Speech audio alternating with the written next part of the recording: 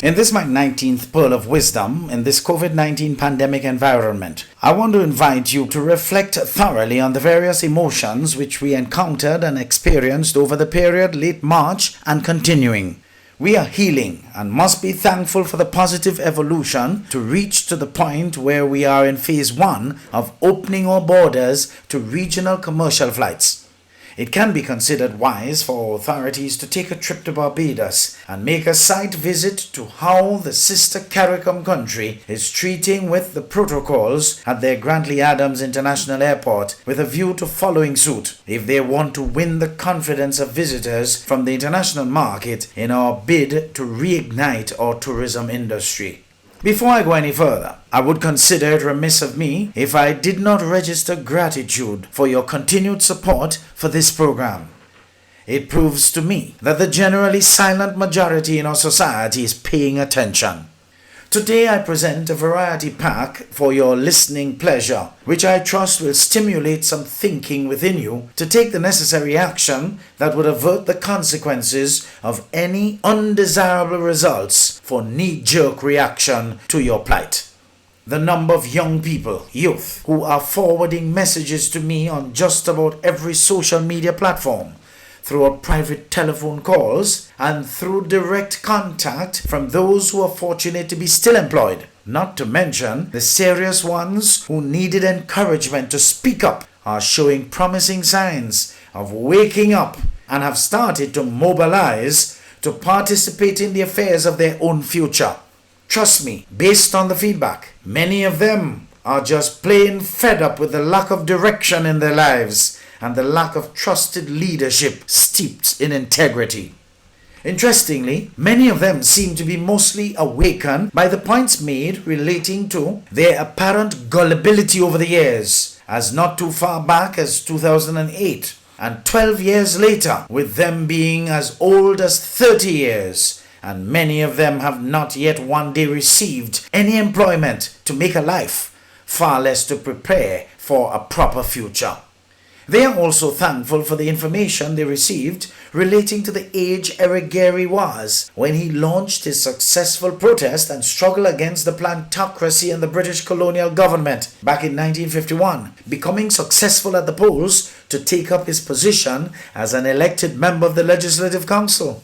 Gary showed that at the tender age of 29, the age of responsibility and leadership in Grenada had shifted from old, mature, colonially inclined aristocrats to much younger.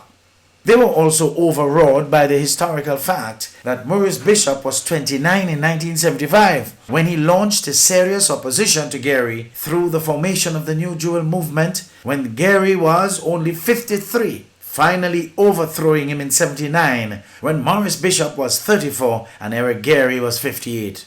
Yet for all today, some 69 and 41 years later respectively, our 29-year-olds are living the life of rudderless ships, while their omissions and total lack of and full responsibility allow stale, old, out-of-timing minds to lead them in just about every sphere of life in our society. This tells me that if our people were exposed to a rich history, instead of all these Anansi stories of Christopher Columbus, Henry Morgan, Piet Hen, Francis Drake, and other agents of our colonizers who raped and pillaged our economies with the primary purpose of enriching the Spanish, British, French, Dutch, and Portuguese, our people would be a lot wiser for it. What we need is for government to develop a philosophy that is underpinned by the will to educate our people and empower them for their own future. I continue to invite our young people to pull up a chair and take note, because I will continue to always have something to say to you, since it is in your hands we shall be bequeathing this beautiful land. You need to take a proactive approach to your future, rather than continue with inaction, which can lead you to become reactive one day, thus creating mayhem and chaos. I can see where this will end, because all the signs are too familiar to those of us who have eyes to see and can see them. On another note, to qualify the variety pack I promised you, the issue of racism is raising its ugly head among certain quarters in our midst, and our authorities must sit up and take note. We ought to be comfortable in our skin to the point when certain types come to our shores, we could straighten them out from the position of strength with us being a nearly 100% majority. That in itself is all the power we need to dispel any thought from our minds of anyone who would clearly be a minority and who may insist on bringing nonsense to us. Remember, as I said before, we run things here, and not because we are hospitable and we welcome you as we do with open arms. You should take your luck for pluck. It is then we would have to take measures to put you back in your place. But we must do so from a position of strength, respectfully.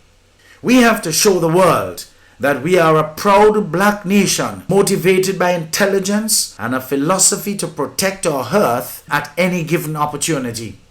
Someone sent me a video by WhatsApp as recently as Wednesday 15th July, and the mere fact that that person advised that they would do some investigation to look into the background of the developments shows that many of us are too quick to record and share videos of incidents without captions contextualizing the said video.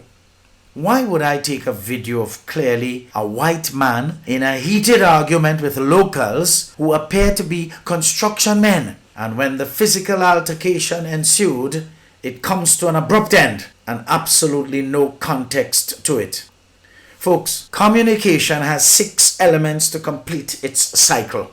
We must have a sender, we must have a message, we must have a receiver, we must have a medium, we must have a language, and that must also have a context so that the message can be understood. If I lend you something, the something becomes the message and the context becomes a loan. I lent it to you, so it has become a loan. If I gave it to you, the context becomes a gift. Too often we send out videos wildly without captions and allow people to put their own interpretations to what they see. We have to understand that without a clear caption, context is lost and it is now left to our various levels of interpretation. We have to be careful not to be too easily influenced by the American Black Lives Matter movement. They have a different reason and purpose for their protests, which are all justified. We need to put context to ours.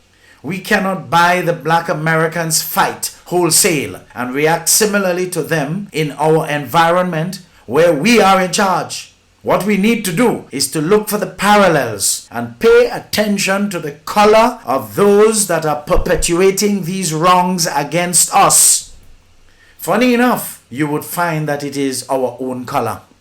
We have to address this and address it once and for all, because it has its genesis in the successes of the white colonists to divide us in order to rule us successfully.